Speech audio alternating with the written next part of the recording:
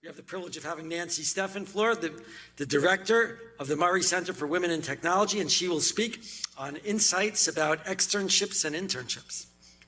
Hello. In this segment of the program, you're going to hear from a number of women students who are involved in various kinds of externship experiences, including one of my own students, Allison Manzo, who's going to talk about her work with an organization called Jersey STEM.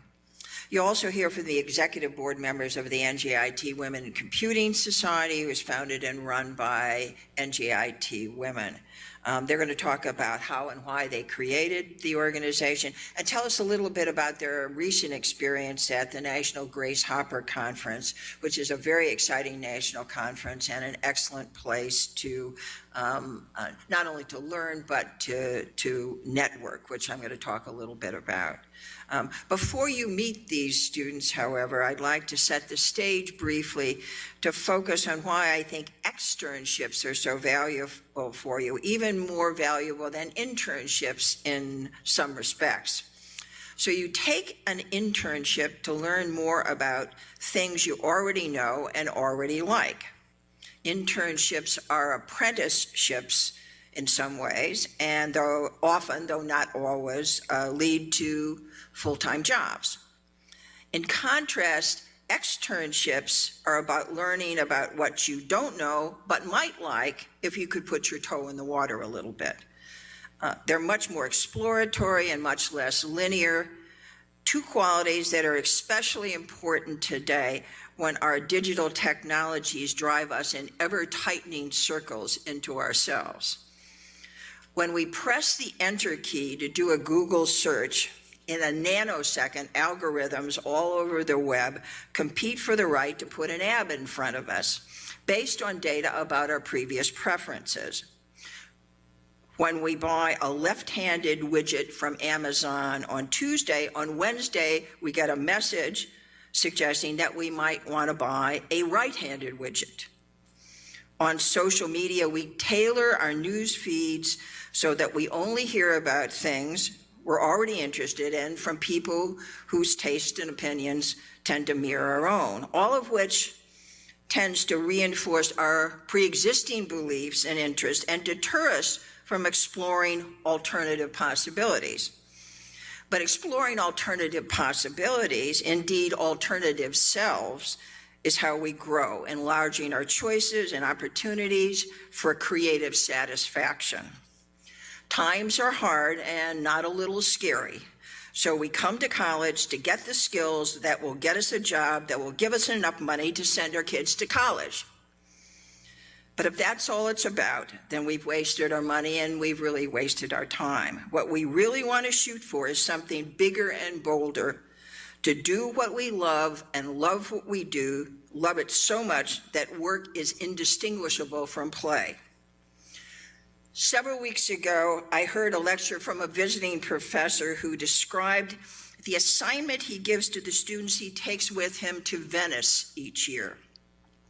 The conventional approach would be to act as a tour guide and provide students with maps and tell them what sites that they should see.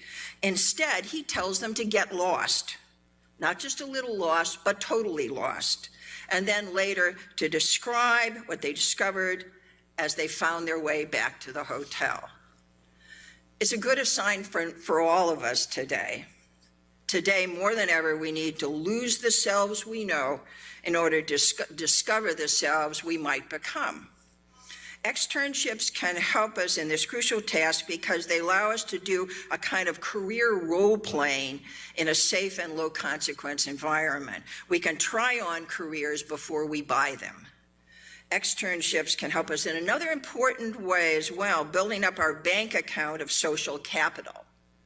Okay, so human capital is what you know, your education, your skills, your smarts. Social capital is who you know. And career success requires both kinds of capital.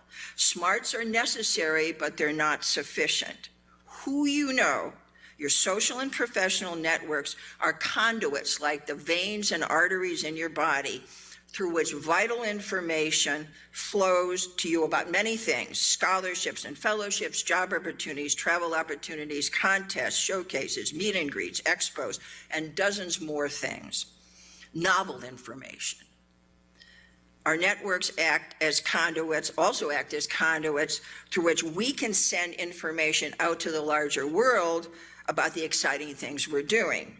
Again, doing great work is necessary to success, but it's not sufficient. Other people need to know how great we are. Not all networks are equal, however. As sociologist Mark Granovetter demonstrated many years ago, weak ties are actually stronger than strong ties, especially for career advancement.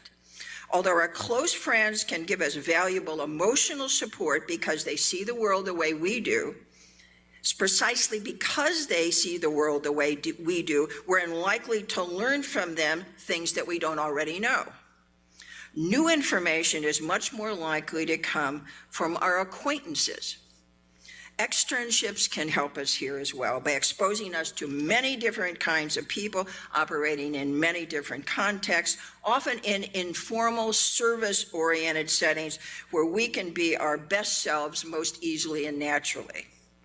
For example, for the last 2 years, the Murray Center has partnered with Verizon and the Albert Dorman Honors College in hosting a Girls Who Code summer immersion program on the NJIT campus. During this 7-week intensive project-based computer science course, 40 high school girls, largely from northern New Jersey, learn everything from robotics to mobile application development while gaining exposure to the tech industry and, most of all, receiving valuable mentorship from successful women in the field. Last year at NJIT, a woman undergraduate was hired to serve as a liaison between the Murray Center and the Girls Who Code teachers and students, which is a kind of externship, really. In the process of helping us oversee the program, she was able to enlarge her professional network, establishing useful contacts with successful women who served as the program mentors, and she also partnered with a woman grad student in exploring a brand new field for her, cybersecurity.